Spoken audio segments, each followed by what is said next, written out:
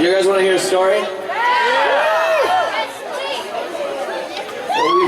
as a band, you know, we this time last year we were just a lot of things were different for us, you know, as a group and as a movement. And Justin was a woman, I was part Sparkle Pony, and Chase was still made of water, and Hope was faithless. And but now we have more faith. This year's been quite the journey, and I think you all can agree with yourselves as individuals that it's been quite a big year for us as a human race and as the people on the planet who are trying to organize and gather ourselves so that we can make change and make good of what we have here on Earth for the next generation. And right? And you know, one of the greatest things that we have to learn as a culture and also as individuals is learning the act of forgiveness, right? And these things can be really hard, and you know, we have every right to hold on to those things that do not let us learn how to forgive. But I just wanted to share a quick, as these guys take a break, I wanted to share a quick story that I figured maybe y'all would vibe with and understand. Is that part of my journey this year was involved a huge act of forgiveness, and a really interesting part of my story this year was that my father was shot and killed in 1994, and I never met him. And some of these songs on a record that you probably be listening to are part of that story. And this year, I met my father's family like about, I don't know, like 5 or 6 years ago, and that was part of my transition of like forgiving my father for what he did with my mom, and meeting my Filipino and Guamese side of the family, and getting to know that culture and getting to know that family, because they didn't even know I existed for the longest time. And so here I was like 5 or 6 years ago, showing up on their doorstep pretty much and being like, hey, I'm like your long lost son, hey, what's up? And they were like, oh, okay. And they're bringing me in, and it was crazy. So that was many years of integrating into their family. And anyway, this last summer, my uncle called me up, and he lives in Seattle, and he said, hey, you know, the parole hearing, the one parole hearing, this guy that shot my dad, this one parole hearing that he's going to have after 20 years of being in prison, coming up in July, and this was in June. And he said, if you'd like to come to the parole hearing and see the man that shot your father, you're welcome to come. We're going to go as a family, and we're basically going to put him back in prison for another 20 years, right? He's in there for 15 for life. Mr. Sam, man, could you put a little more vocal on this wedge here? Sorry, guys, I was like, what am I saying? I don't understand. Sounds good. Check. There it is. Thanks a lot. Anyway, so he's like, oh, rah. No, that's not what he said. He said, he goes, what's up, boy? And I was like, hey, Uncle, what's up, man? Well, at the time, we're on tour with Xavier Rudd, by the way, which is amazing. And he's like, come to the court hearing. It'll be really good for you. You can see the man that shot your dad. You can feel that anger, and like put him back in prison. And be like, yeah, that guy, rah. And at the time, I was like, oh, that's going to be really helpful for me. You know, help me with my closure. I felt like for my closure, I needed to see the guy and kind of like, you know, be like, all right, that's the guy, cool. All right, now put him back in prison. And after maybe a week goes by, and I was thinking about this like kind of anger I was feeling towards the man. And I was like, am I really mad at this guy? You know, I was thinking about it for a little while, and I was like, man, I talk a lot about forgiveness and whatnot, you know, and I was like, maybe I'm not actually mad at him, you know?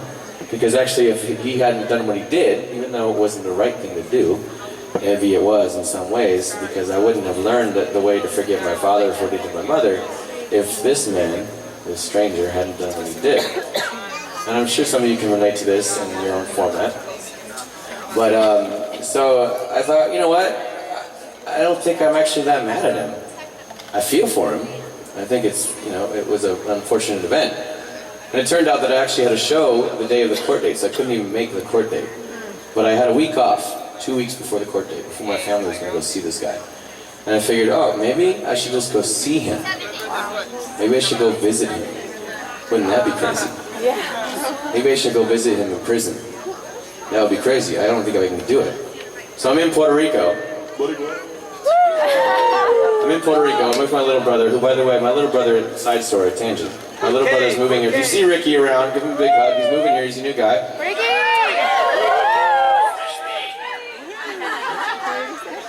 He's a good soul. He's moving to Hamakua, so if you see him, give him a hug.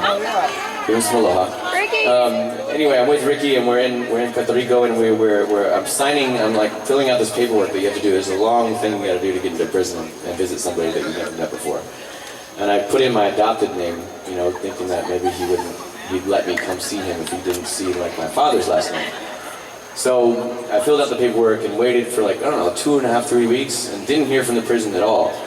And my time off was coming up, and I had the week off, and I was like, well, shoot, I'm just gonna go to the prison. I'm just gonna go to the town. I went to San Francisco. This guy's in San Quentin. I don't know if you guys know San Quentin. He's a pretty gnarly prison, anyways. And so I was like, I'm just gonna go. So I go to California. Are you guys still with me? Is this cool? I just started really like, Nahko, you're on a tangent, man. People are getting here, you play music. You should play a song. You guys cool? Is this cool? Is this,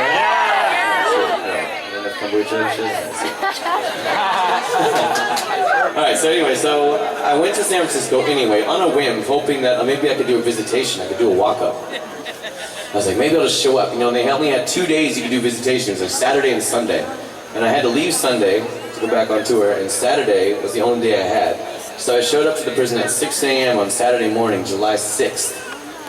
And I got in the cab. I remember I got in the cab, and it was like, you know, you guys been to San Francisco, right? It's like gnarly, like foggy, and like kind of like really like, I don't know, depressing feeling when you're there. It's cold, and you're on the coast, and you're just, it's like all these old spirits are like on the coast, you know.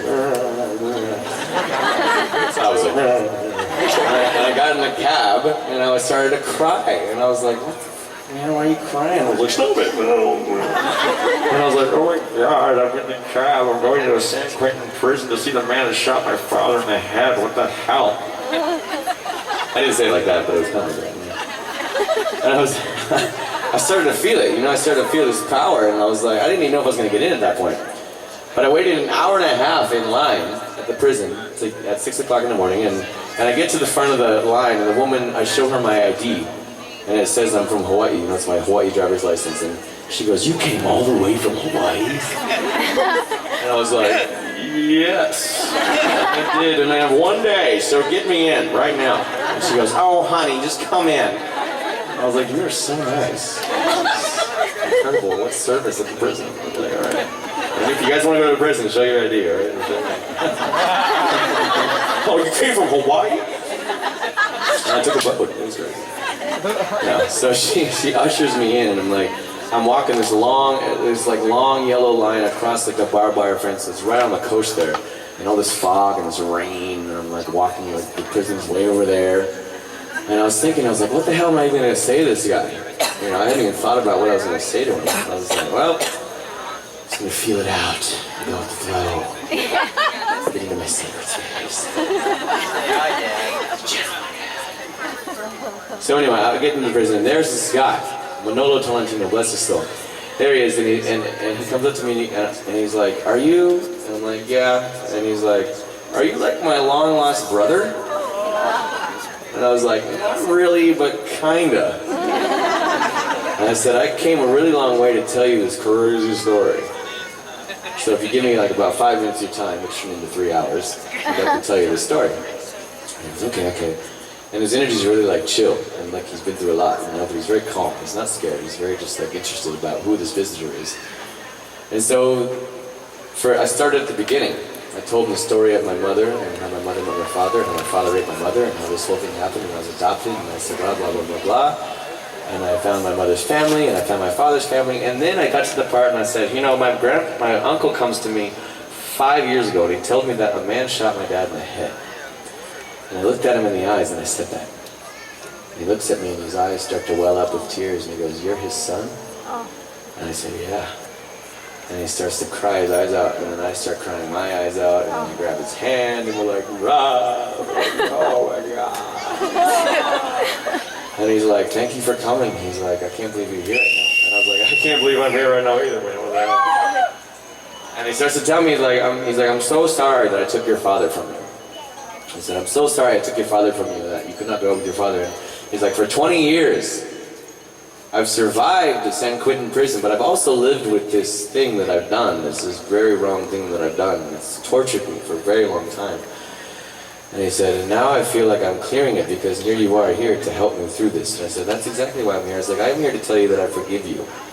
And I was like, I can't speak for the rest of my family. In fact, the rest of my family didn't even know I went there.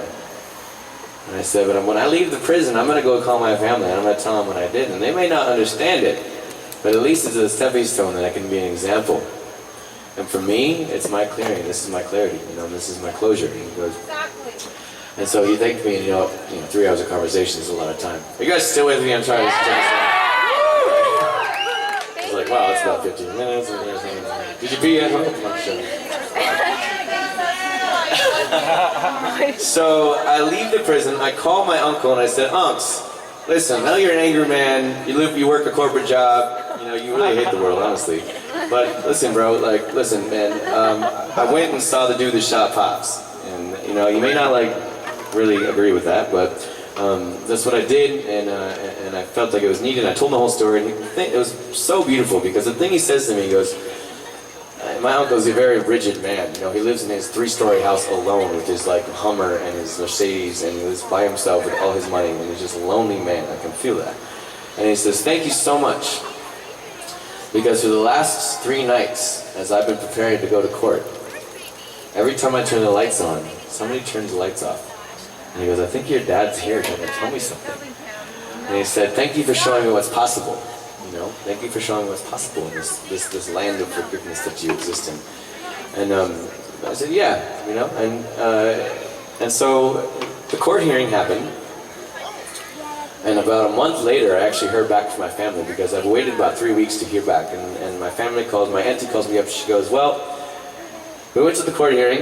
It's pretty heavy, super heavy. And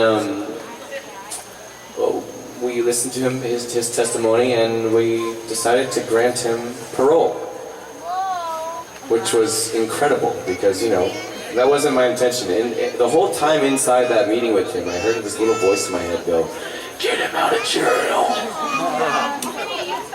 And then the other voice that was out of my head was like, "You're crazy." And the other voice was like, "No, really, but it sounds like it's perfect. He's done his time." And the other voice was like, "No, that's crazy. What do you think?" And the other voice was like, "No, it's fine. And he was like, he told me, he's like, if I ever get out of here, he goes, an eye for an eye, a tooth for a tooth, a life for a life. If I ever get out of here, he says, I will dedicate my life to your family." And he's like, and I want to go home to the Philippines. He's Filipino. He wanted to go home to the Philippines and see his father, who never came to visit him for 20 years. Nobody came to visit him for 20 years in prison because he shamed his family, And so he wanted to go home and see his father, who's on his deathbed. He's like 87 years old. Anyway, Manolo Tolentino gets released from prison 20 years to the day, on Christmas Day, when he shot and killed my father. Wow. And I celebrate.